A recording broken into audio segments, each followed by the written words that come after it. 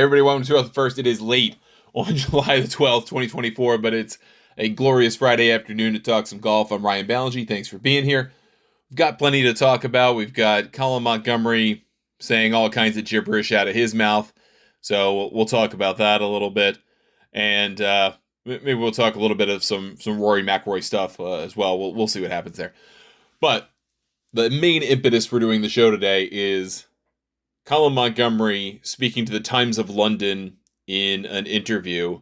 And this thing was quickly aggregated because that's what happens now. There are so many outlets that all they do is just aggregate someone else's work. And I realize I'm speaking out of two sides of my mouth here when mentioning that, because blogging, as it used to be, recreationally, was the start of my professional career. That is not everything that I do now, certainly. And my mind's kind of changed on that over the years, but that's another topic. So Montgomerie is speaking to the Times of London in this interview, and Monty says, he's asked about Tiger Woods, and he says, quote, "I hope people remember Tiger as Tiger was, the passion and the charismatic aura, depending on how you want to say it, around him. There's none of that now. At Pinehurst, he did not seem to enjoy a single shot. You think, what the hell is he doing? He's coming to Troon, and he won't enjoy it there either."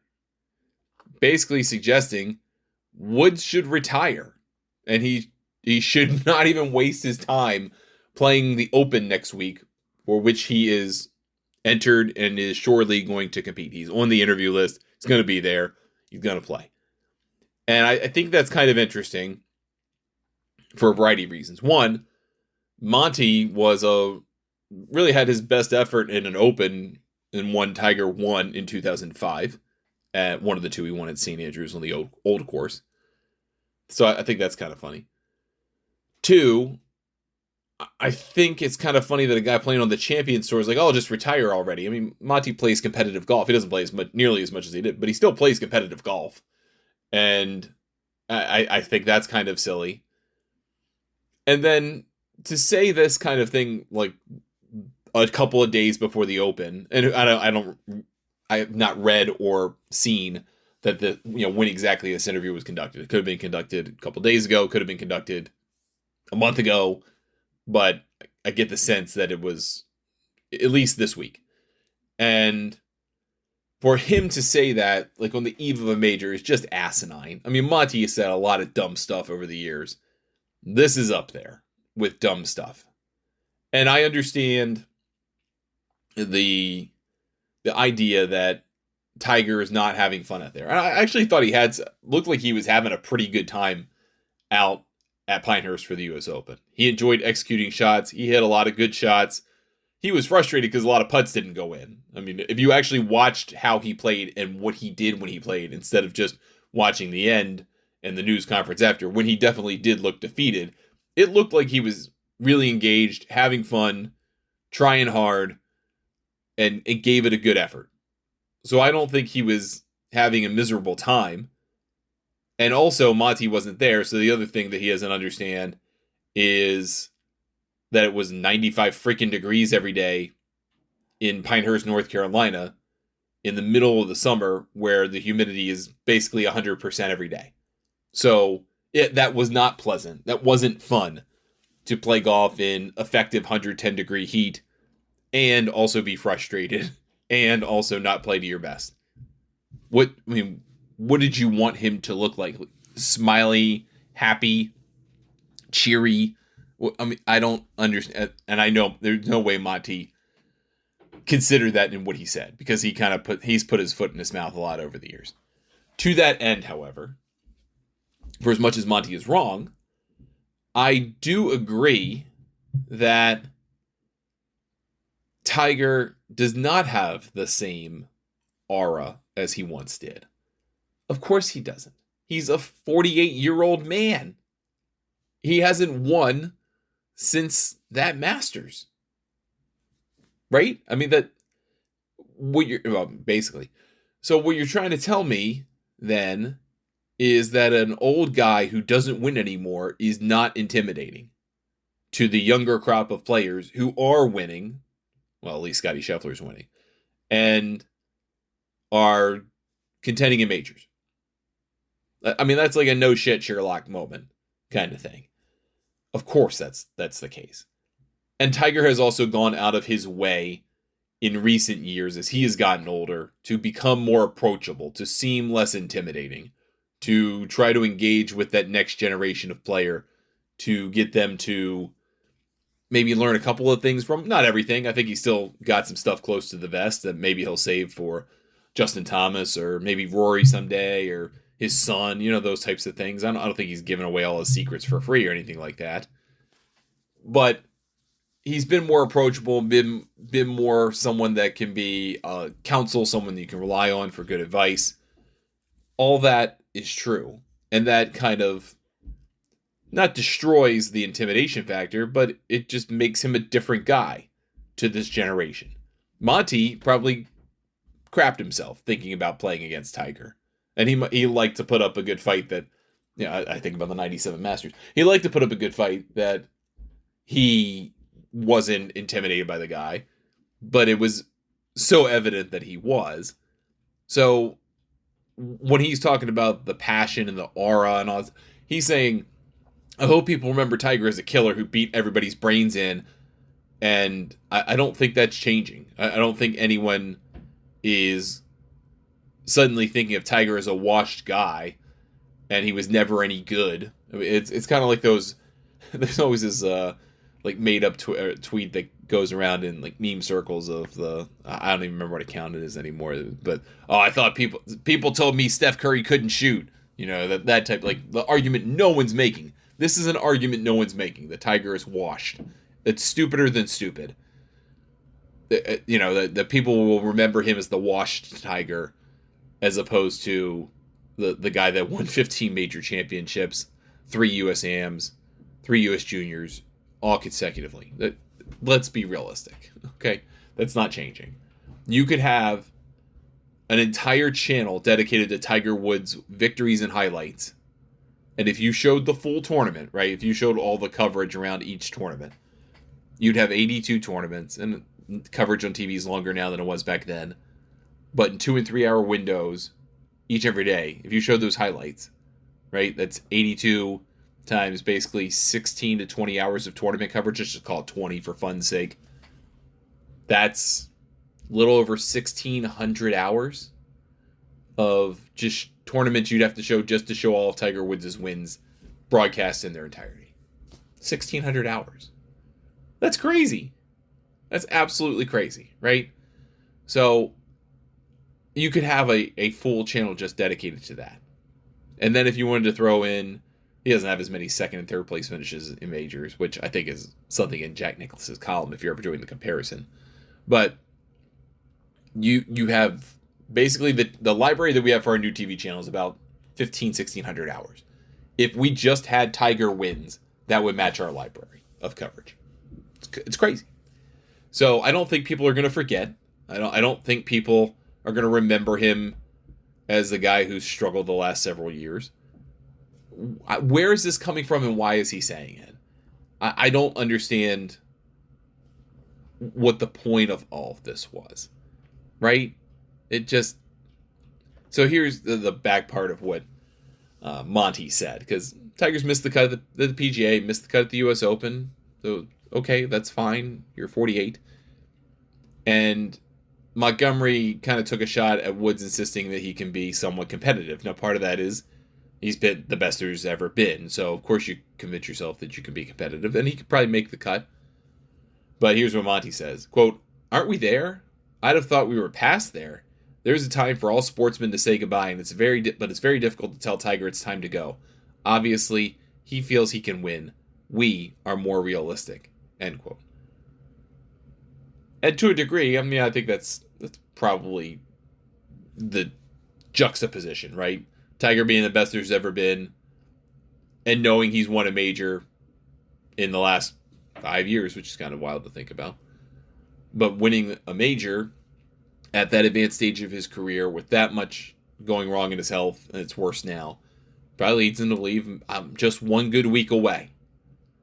And also there is this sentiment that Woods has had, even going back a decade to when his back trouble started, and having to deal with the surgeries and time off and all that stuff, that he'd said in multiple interviews, several different interviews, that he was buoyed by the idea of competing in the Open Championship until the end of his career, because Tom Watson almost won the Open at 59 in 2009, and that's 15 years ago.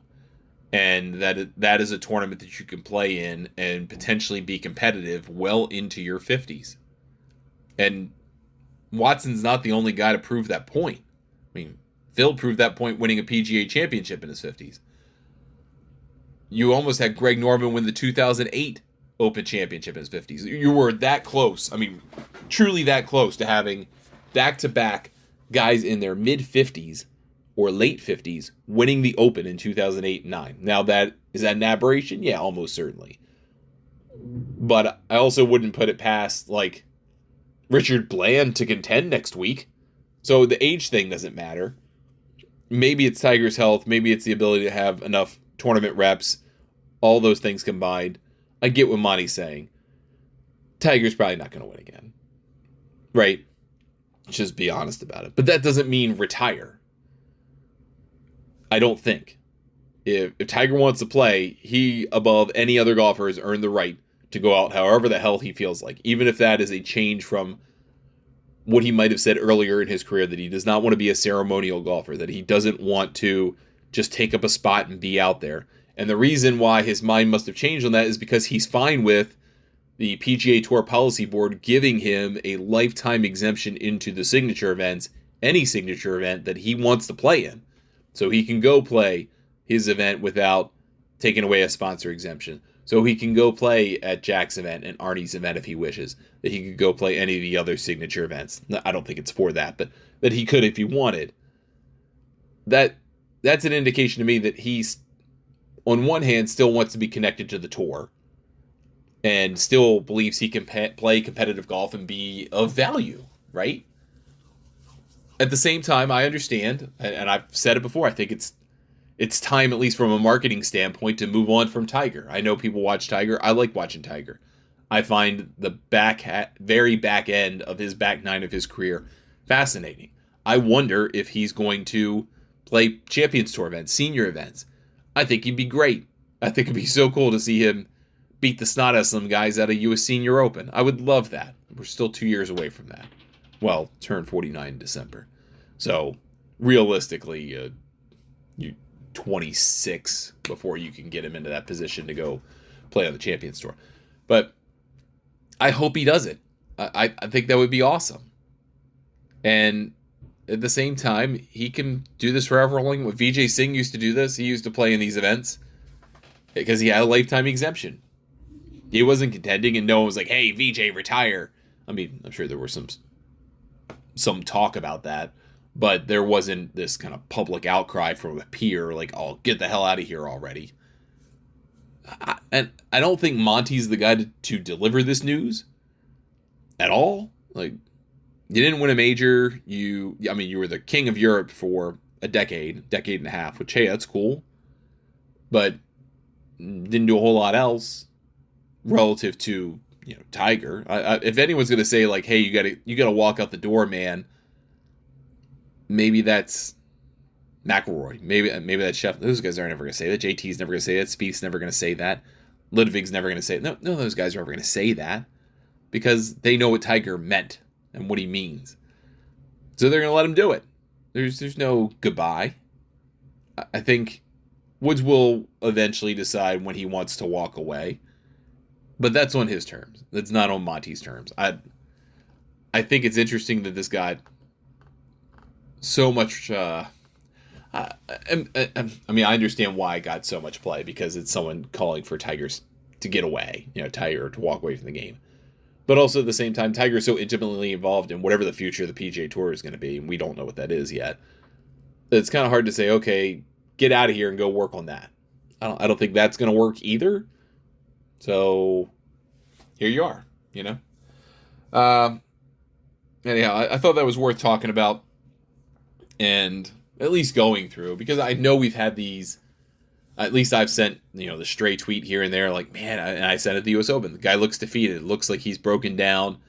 Like, kind of, it's hit him that this is just, it's not going to get much better. Or that he was so frustrated that he got no breaks. He played pretty good golf, to be honest. And I think he was frustrated by that just as much as he was that, it felt like he put in a good effort and got nothing out of it. And did it in a 100-degree heat and on a sponsor exemption, or not sponsor exemption, special invitation from the USGA. It was a lot of things probably. But then to have Monty, like the week before the Open, come out and say, don't even bother playing, man, you're taking up a spot. No, absolutely not. Tiger can play however long he feels like. And Monty, if you'd like to be considered relevant, you can try to qualify or win something, and that'll be enough for me. All right, second story today is a kind of a long one and kind of a sad one, and it's from Golf Week. Adam Schupak broke this story yesterday, and I encourage you to read it in full. I mean, it is a long read. There's a lot to it, but it's basically an unfortunate state of affairs in the relationship between Bryson DeChambeau, his former coach Mike Schy, and how their relationship has seemingly soured, and it kind of centers around this notion of a junior golf tour in Central California or the California Valley. But I think it really deals more with how Mike Schy wants to be compensated and lauded in public for being Bryson's coach, although that relationship has basically ended 6 years ago.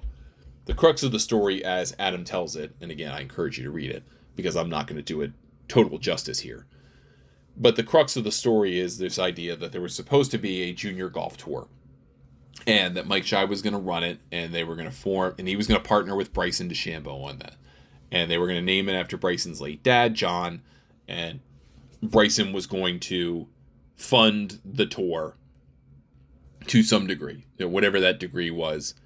And that in the course of events around trying to put all this together, Bryson basically backed out. And that led to he said between the two of them, and Mike Schy, who's again no longer working with Bryson day to day, went public to explain that this golf tour they were going to set up couldn't be operational, threw Bryson under the bus in a message basically saying Bryson took back the funding he was going to offer, and now we can't do it, and basically Bryson's an a-hole. And it turns out, I think it's a lot more about how Mike Schy feels about himself and his role in Bryson DeChambeau's life and career versus what he's gotten in return. And that doesn't have specifically as much to do about this junior golf tour as it does about just general payment. This is kind of the later part of Adam's story, and I think this is really the beginning. This is the explanation, and then the John DeChambeau Junior Golf Tour of the Valley or whatever.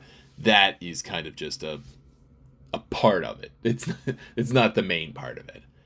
And it starts from when Bryson won the U.S. Open. Well, it really starts the week prior because Mike believed that Bryson was going to win the U.S. Open.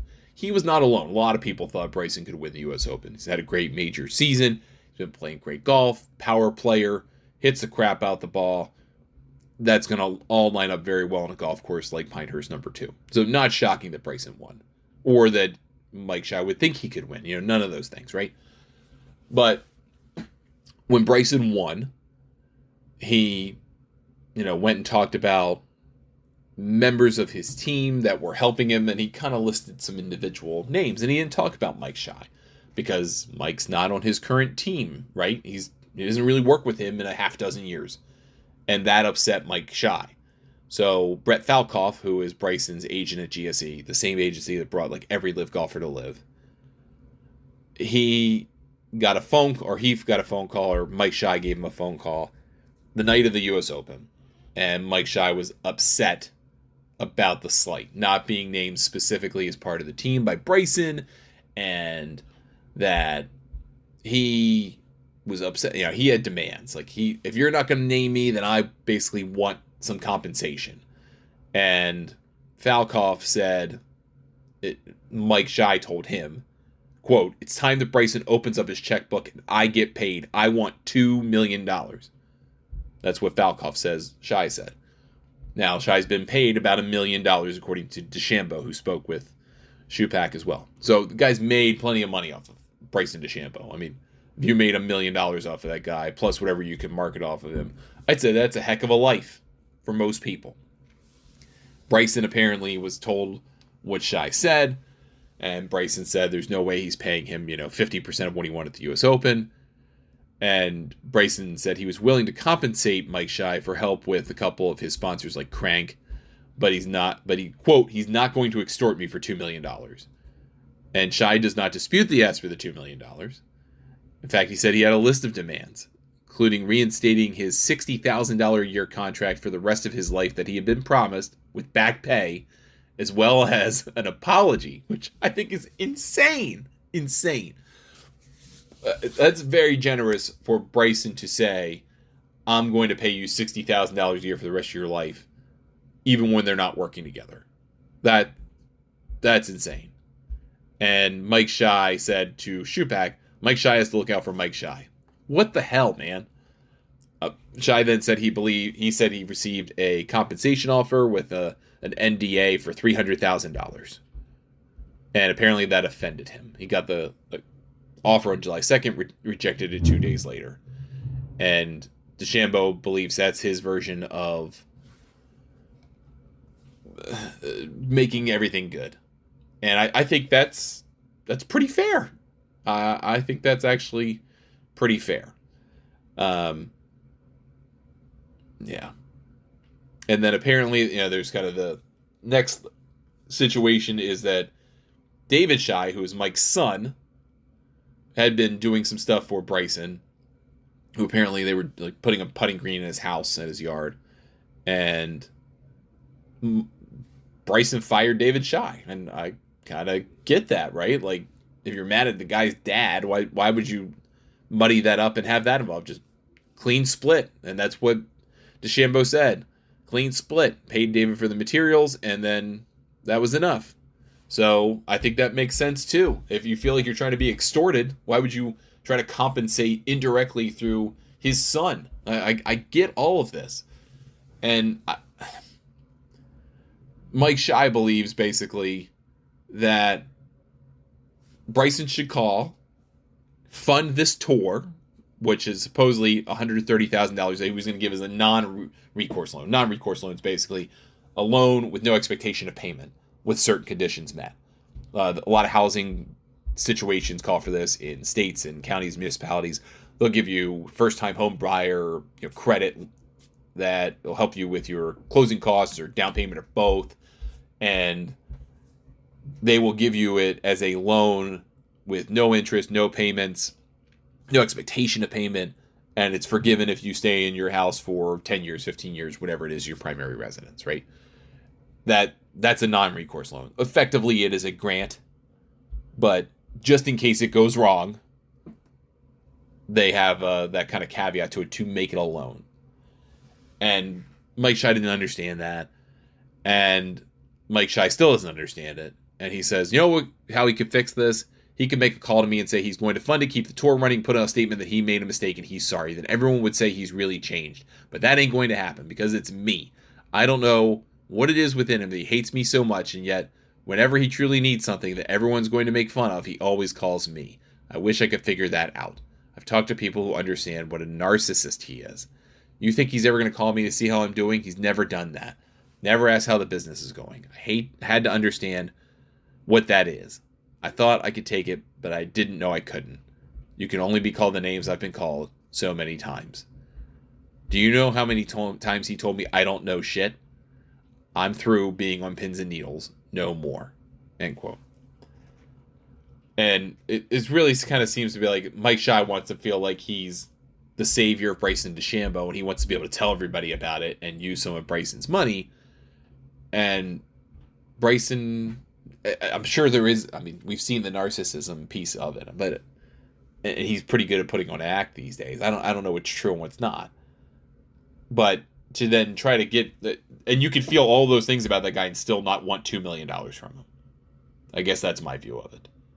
You could still think Bryson's a douchebag if you want, but you can't then go to him and go, "You're a douchebag. Give me $2 million." But how do you think that's going to be received?